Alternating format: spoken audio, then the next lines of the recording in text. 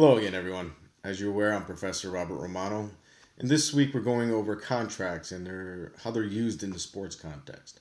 This video, we're going to go over specifically coaching contracts as used in sports, specifically key clauses that should be or should not be within the contract itself, and some enforcement issues that you need to be aware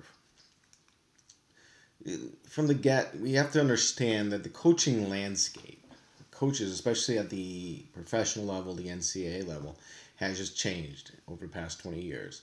Now it's big money. Head coach is going to make $4-6 million a year. As you guys are aware, the gentleman up there from Michigan has signed a contract for roughly $48 million. So there's big money involved in representing coaches and in drafting coaching contracts. And why is the big money being paid? This comes to an increased pressure to win. I mean, there is a tremendous amount of pressure on coaches and sports programs to win. Winning equals revenue, or sort of theory is. This has caused a lot of contract jumping, coaches jumping from one school to another, from the professional level to the college level, to the college level to professional level, all while under contract, which is an interesting concept. Agents being involved has caused, to a certain extent, the increase in coaching, the value of coaching contracts. This is because the agent's job is to know the value. Their agent's job is to negotiate that value. Whereas coaches previously were like, oh, I'm going to get $200,000, that's good. They just let me coach. Agents are there saying, no, this is a valuable coach. It's a winning coach. This is a coach that brings in booster money, gets the championships, gets the bowl games. Whatever their value is more, they need to be paid more. All right, so the coaching landscape, just as we start to talk about this, has changed over the past 20, 30 years. It used to be coaches just saying, where do I sign? To the coaches now saying, I'll sign, but let my attorney look it over first, and is that the right value? When you get to a coaching contract, specific provisions should include who the parties are. Right, that's number one. Who are the parties? It's the coach in the school, the coach in the team. It's never the coach in the league. Okay, so it's going to be the coach in the team, coach in the school. You want to go over what their specific duties and responsibilities are under that contract. The reassignment clause. All right, schools, especially at the NCAA level, will fight for reassignment clauses. Your job as an attorney or an agent representing a coach is to make sure that there is no reassignment clause within that contract. We'll go over that when we go over the Mike Rice contract. Payment, what the compensation is, and when it's going to be paid. You also want to be reimbursed. Make sure the coach is reimbursed for any of his or her out-of-pocket expenses. What the length of the contract is it for 1 year, 3 years, 5 years? And if the parties are to terminate before the end of the term, what the termination clauses are. All right, and including in that is after the term expires, will there be any restrictive covenants or covenants not to compete? We're going to take these provisions one by one. We'll go over them, starting with what I think is important is how many years. It's amazing how many times coaches think, well, it's a 1 year deal or it's a 3 year deal or whatever. No, it needs to be specific. The contract begins on May 1st, 2015 and ends on April 30th, 2018. All right. There may be some rollover clauses in there at the expiration. The previous terms just roll over for 1 more year, or there may be an option year.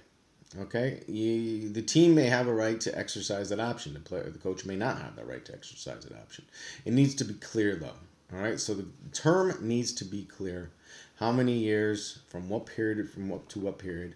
If at the expiration, if there's not a new contract in place, does it automatically roll over? Or is there an option involved where it has to be exercised by either one of the parties, either the team or the school or the coach.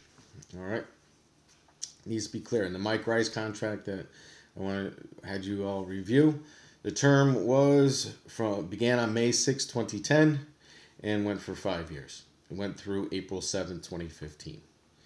Interestingly enough, though, I don't know if you noticed, if you go to the last page of the contract was not signed on May 6, 2010. It was signed on July 9th and 10th, 2012. So they worked under what we call a tenure for 2 years.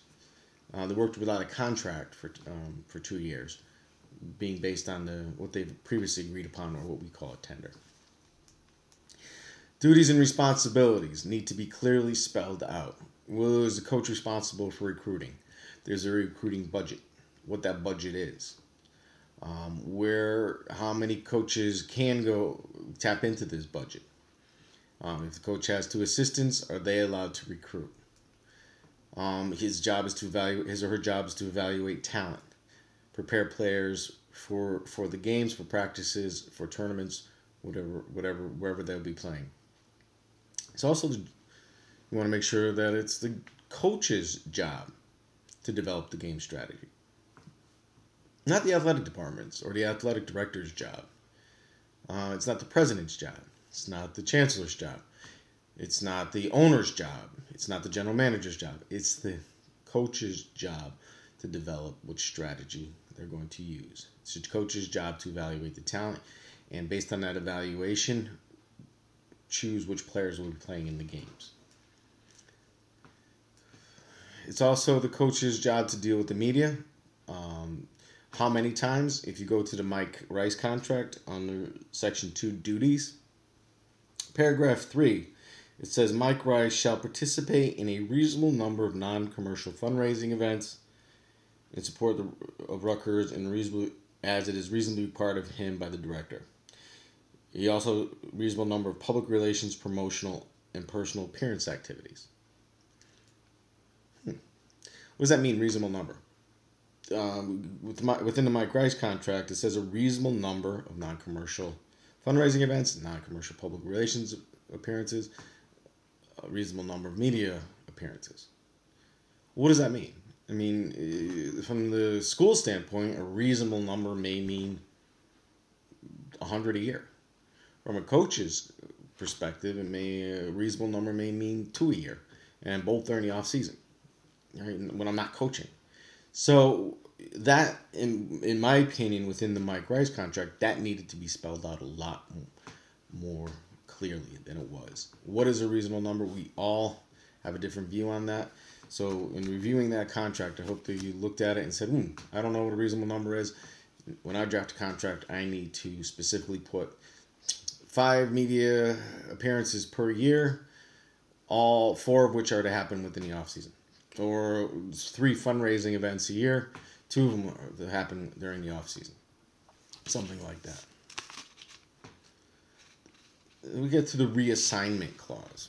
If you go to, again, paragraph under Section 2 duties of the Mike Rice contract, paragraph A, second line, reads, Mike Rice may not be reassigned by Rutgers during the term of the contract to another position with different duties, except with the prior written permission of Mr. Rice. What is a reassignment clause? Basically, what a reassignment clause is that you, as a coach, can be reassigned to any other position within the school, the college, the university, the organization on the professional level at any time, as long as you are paid what you're contracted to pay for the terms of the contract. So that means you can be the head coach one day, and if there's a reassignment clause, you can then next day be working in housekeeping.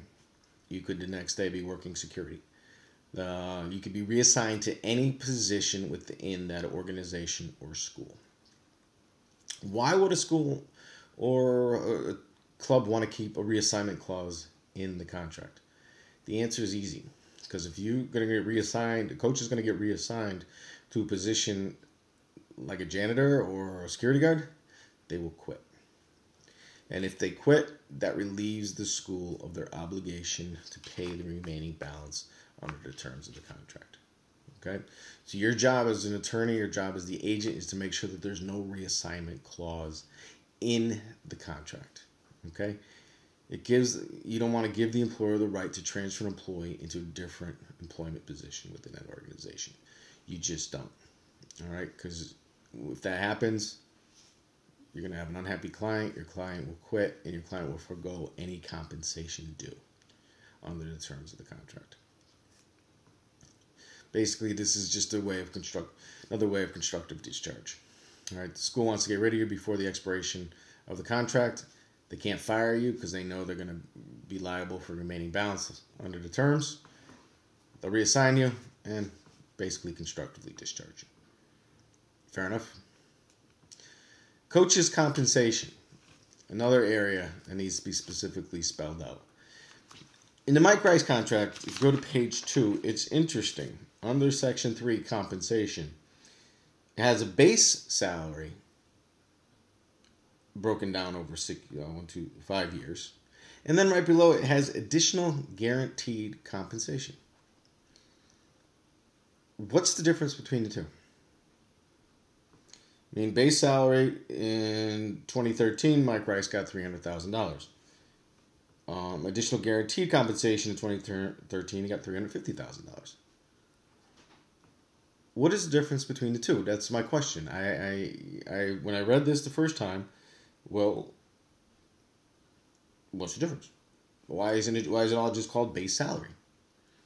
The only thing I can logically think of, and I want you guys to think about this, is that the additional guaranteed compensation is there even if Mike Rice is fired for cause.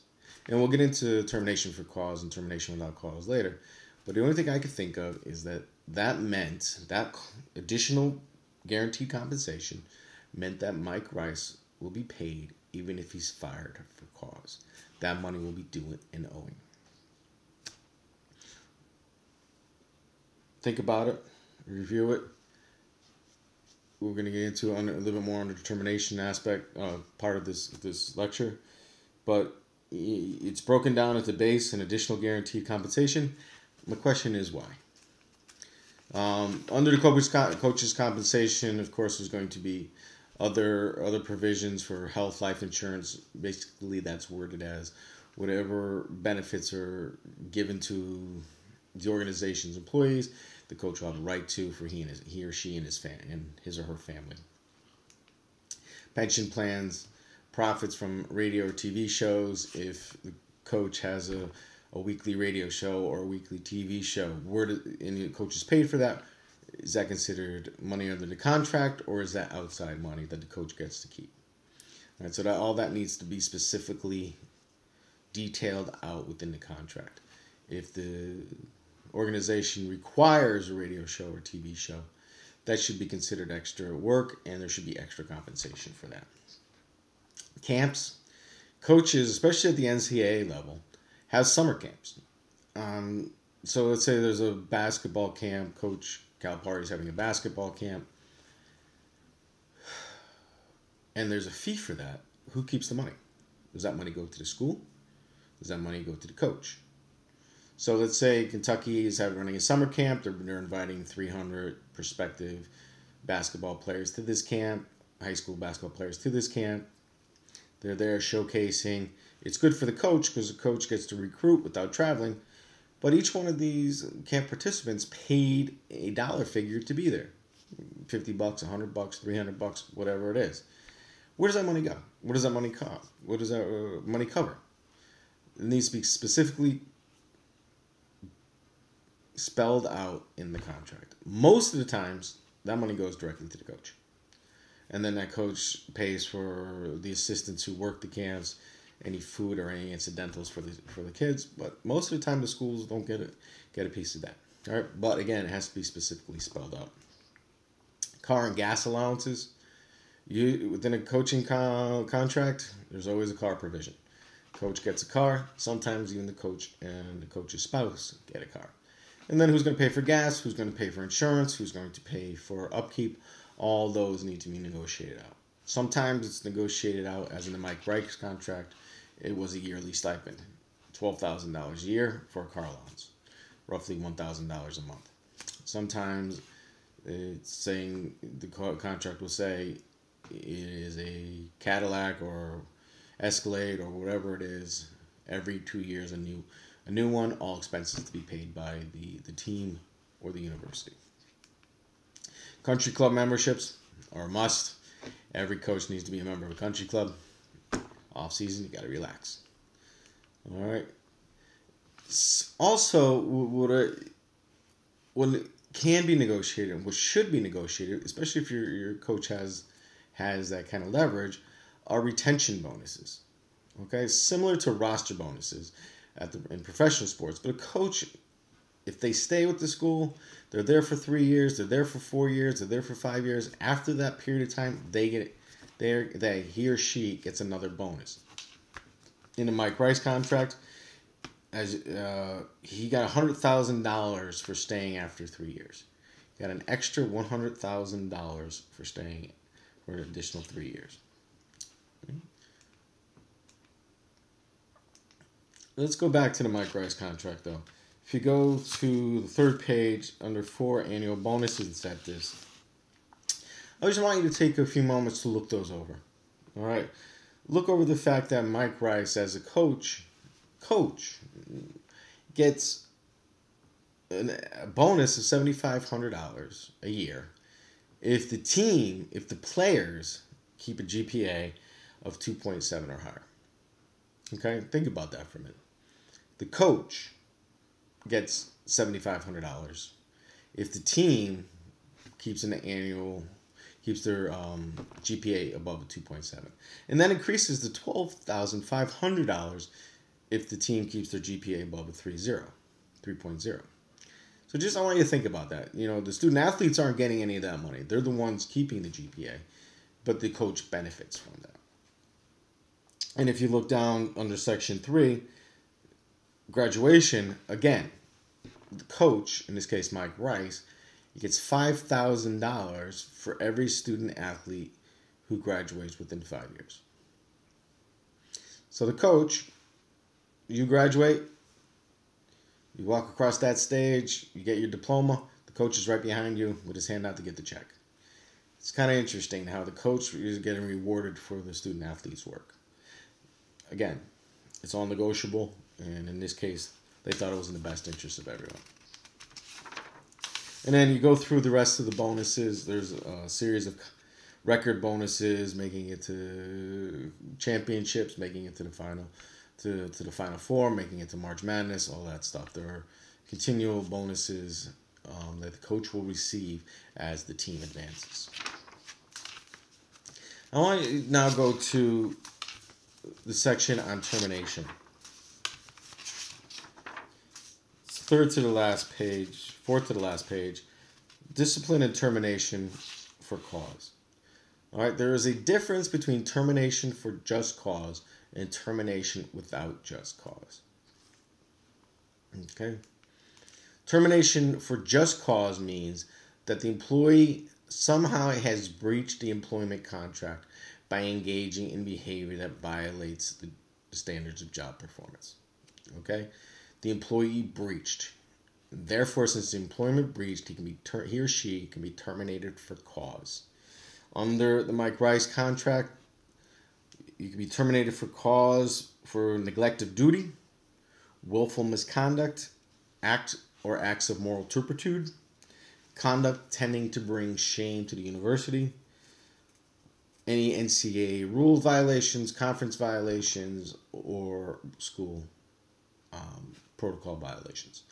All right, so you can be terminated for cause if the employee has breached any of those provisions. All right, what that means is if you're terminated for cause, the school or the organization is relieved from the obligation to continue paying you under the contract. All right, so if you're in a 5-year deal and you're terminated after year 3 and you're terminated for just cause, the organization or the school is relieved of paying any amounts due under years 4 and 5. All right. as opposed to being terminated for without cause,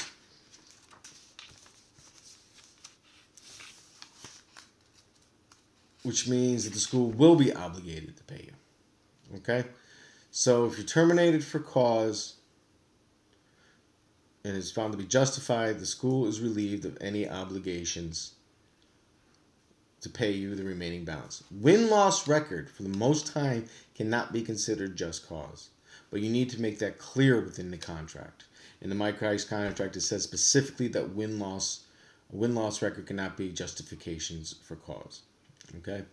If the coach fails to perform any of his responsibilities, not showing up for games, not showing up for practices, any of that can be considered termination for cause. Morals clause, criminal behavior, violating rules, and now even academic progress rates. If a coach fails to reach a certain academic progress rate, or the student athletes under that coach fail to reach a certain academic progress rate, the coach can be terminated for cause. I try to keep that out. I definitely try to keep that out. All right. The NCAA rule violations, that's a big one. But the coach on the same side should seek the same thing. I mean, so if the school's saying if you violate an NCAA rule that gives us cause to terminate your contract, the coach should say, well, listen, if the school in any capacity violated some NCAA rules, let's say the basketball coach or the softball coach or whatever coach, and brought shame to the school, the coach should have a right to get out of that contract. Okay? Because that affects his value. So, his or her value. So I always think about that. When the school says we want an NCAA sanctions clause, I say, sure, we want to. We want out of this contract for whatever reason. Because sometimes, look what happens. The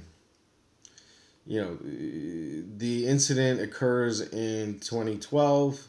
The NCAA starts investigating 2014. That coach moves on, who violated in 2012. The sanctions come down in 2016, and now you have a coach sitting there going, I didn't do anything. This wasn't under my watch. And now I'm losing scholarships, I'm losing bowl bids, I'm losing whatever. I have a right to get out. Okay? So when the school asks me or fights for an NCAA sanctions clause, I fight for one back. Saying if something in the past comes up and there's new sanctions that my coach didn't have anything it wasn't involved with, he gets out of the contract too. All right, so termination without cause is basically there's no legitimate justification for terminating before the term expires. However, the school, for whatever reason, just wants to move on, or the team or the organization just wants to move on, and they hire a new coach, but they are obligated to pay the remaining balance of the contract. So if the coach is terminated without just cause after year 3 of a 5-year deal, they're obligated to pay those remaining 2 years of compensation. That being said, there is a duty to mitigate by the coach, but we'll get into that at a later time. The other thing I want to talk to you about before we wrap this up is buyout clauses. Sometimes the coach is coaching for a school or university for a period of years. They get wooed by a bigger university, their alma mater, whatever it is, and they want to move on. They want to breach the contract. Most of the time that's done through a buyout clause or liquidated damages clause, and the coach will buy himself out of the contract. The coach will buy him or herself out of the remaining term of the contract. Those are negotiated, usually in a decreasing fashion. So after year 1, there's a big buyout clause, and then they decrease over the course of time. All right, and it seems to be a trend that the new hiring school sometimes will even pay that buyout clause. All right, another thing I try to put in contracts, which with some success, not very much success, is a coach can always leave or terminate or get out of the contract if that dream job is available to him. This happened in Lou Holt's scenario. He had a dream job provision. That meant that when the Notre Dame job came up, that was his dream job. he could leave the university he was without punishment, without any buyout clauses, to go to his dream job. These are infrequent. They don't happen all that much. Somewhat underutilized. I put them in there. I mean, I try to get them in there and say, you know, my coach, if that Drexel University job opens up that he really wants to go to, that's his dream job. That's his alma mater. Boom. He gets to go. He or she gets to go. All right. That's enough for now. I'm going to post a second video on this area about the enforceability of coaching contracts. But as of right now, I just want you to think about and digest and go over, after what we've gone over, go over again the Mike Rice contract, think about the reassignment clauses, think about the compensation, the base salary compensation, and the additional guaranteed. And think about, you know, all those extra bonuses that a coach gets for coaching and how a coach can be terminated, either for cause or without cause. Thank you.